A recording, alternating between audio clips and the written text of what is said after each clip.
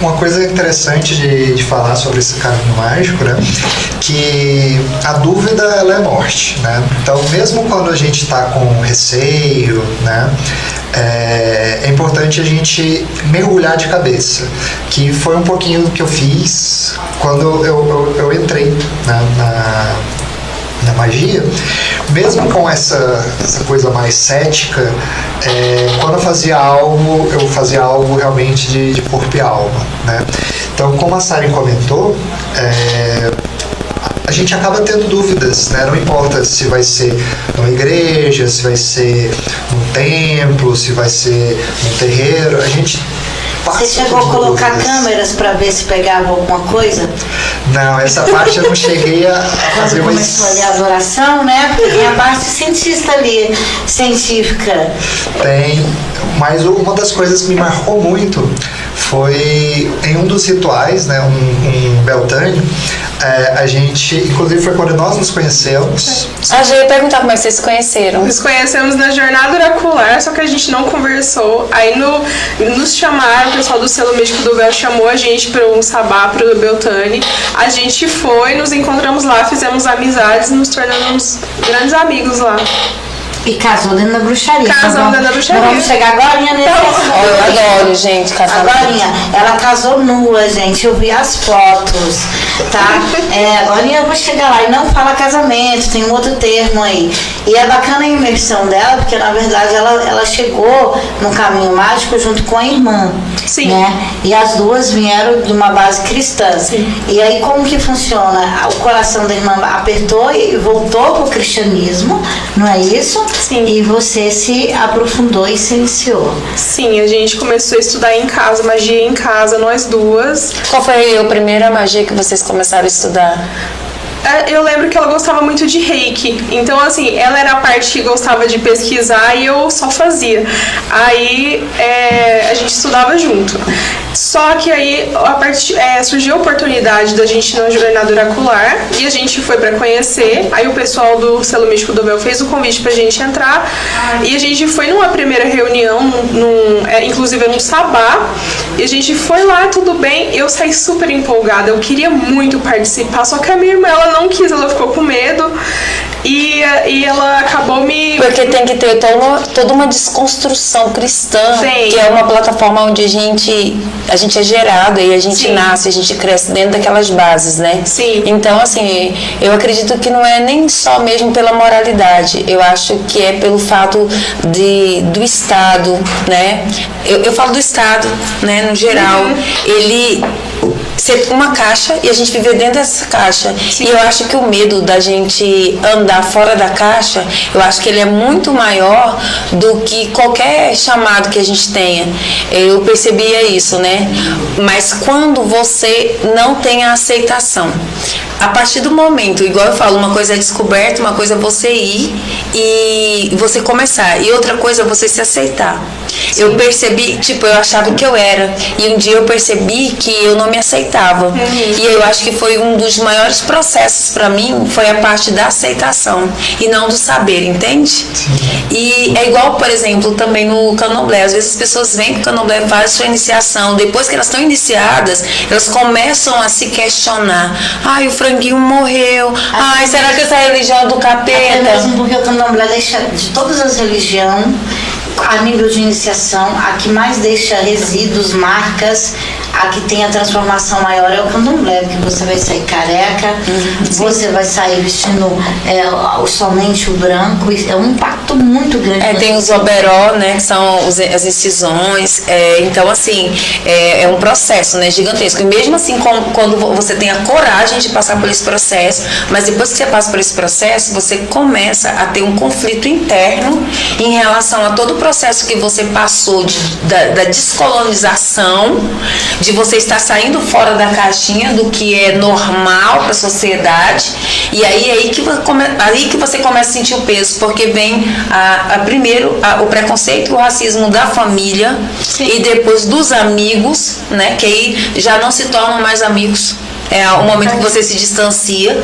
Você e às vezes pronto para perder suas amizades, para perder familiares, para perder pessoas que você ama, porque o seu caminho, ele incomoda muita gente. Sim.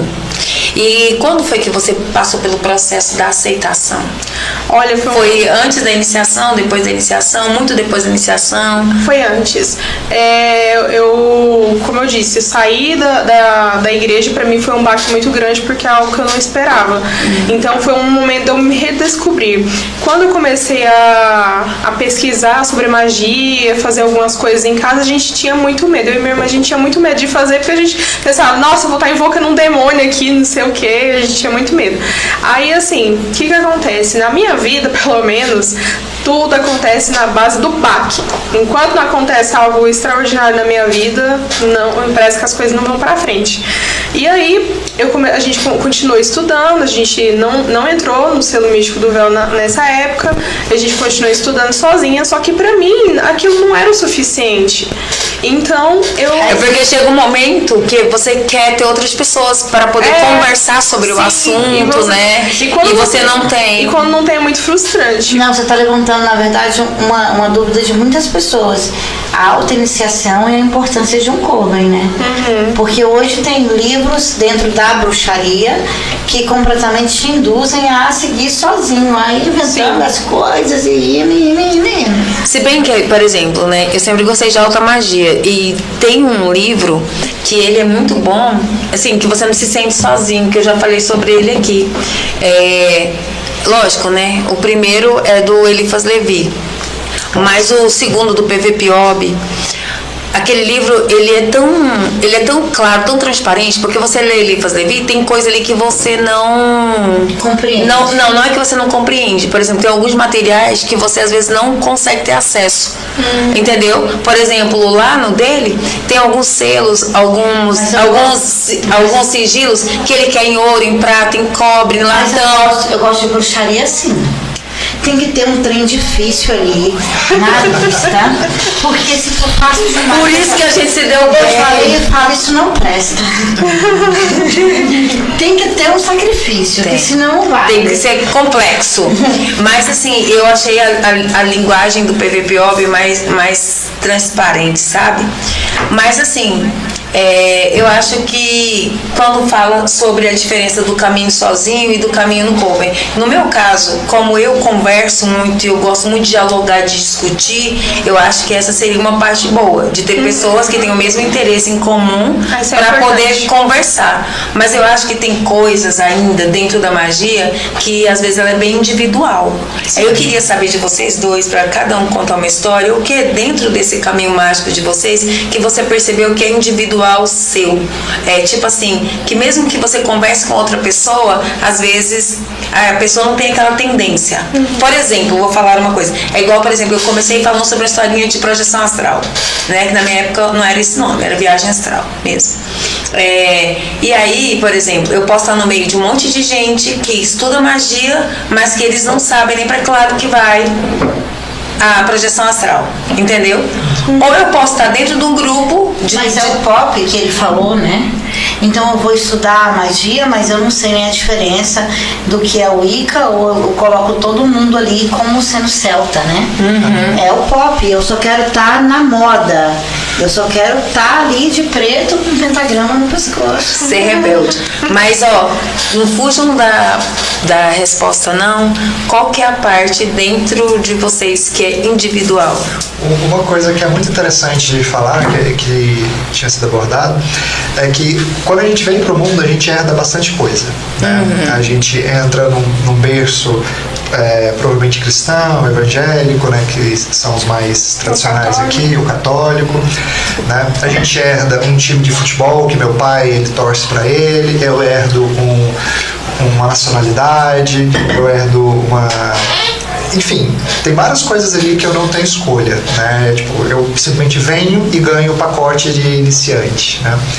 E quando você escolhe seguir para um outro caminho, sem ser aquele pacote de iniciante, é um processo de rompimento, né? Que nem a gente comentou, de aceitação, de romper barreiras. De rompimento ou de resgate? Uma vez eu li que se hoje nessa vida você é bruxo, é porque em outra vida você já foi bruxo. Ou se você é bruxo hoje, é porque algum antepassado seu praticava a arte ali adormeceu um tempo e agora você foi escolhido para reavivar. E aí? Um pouco